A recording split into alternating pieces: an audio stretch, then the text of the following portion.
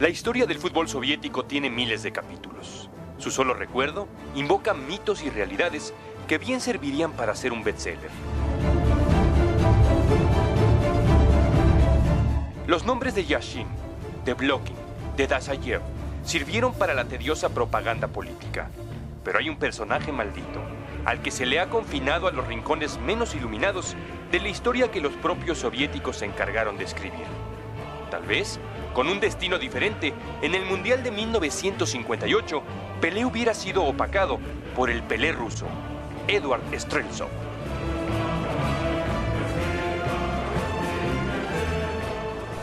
La historia de Streltsov va de la mano con los momentos más cruentos de la Unión Soviética. Nació en los suburbios de Moscú el 21 de julio de 1937. Su padre fue un militar de primera línea y acabó aniquilado en la Segunda Guerra Mundial. La niñez la pasó en Kiev, en Ucrania, y encontró en el balón la única luz de sus grises días.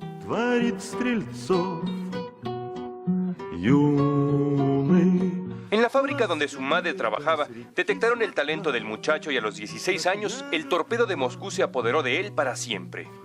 A los 18 años, ya se había coronado como campeón de goleo y a los 19 se colgó una medalla de oro olímpica con su selección.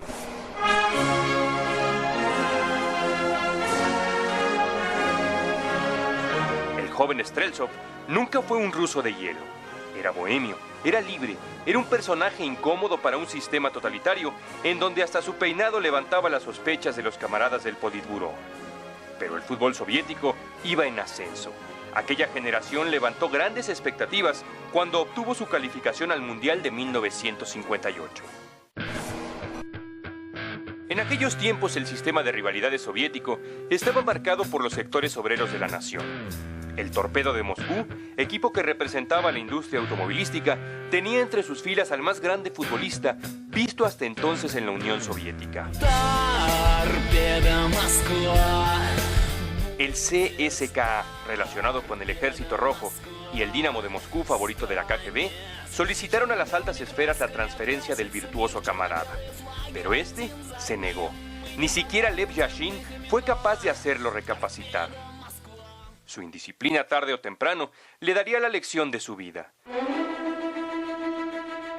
Lo acusaron de haber participado con otras 2 personas en una violación contra una joven de 20 años.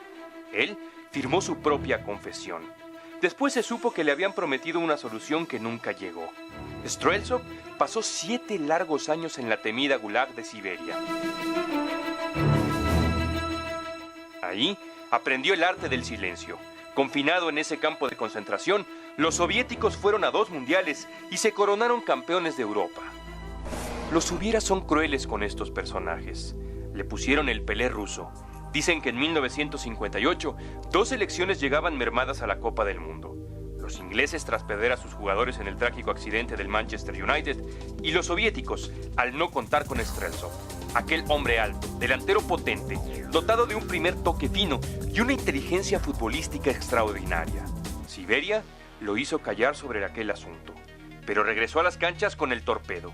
Volvió a ser campeón, volvió a anotar goles, tantos que a pesar de sus 7 años de encierro, es el 4º máximo anotador en la historia del fútbol soviético. Se retiró en 1970, quiso ser entrenador y pasó el tiempo. Murió de cáncer a un día de cumplir los 53 años, el 22 de julio de 1990, un año y 5 meses antes de la desintegración de la Unión Soviética.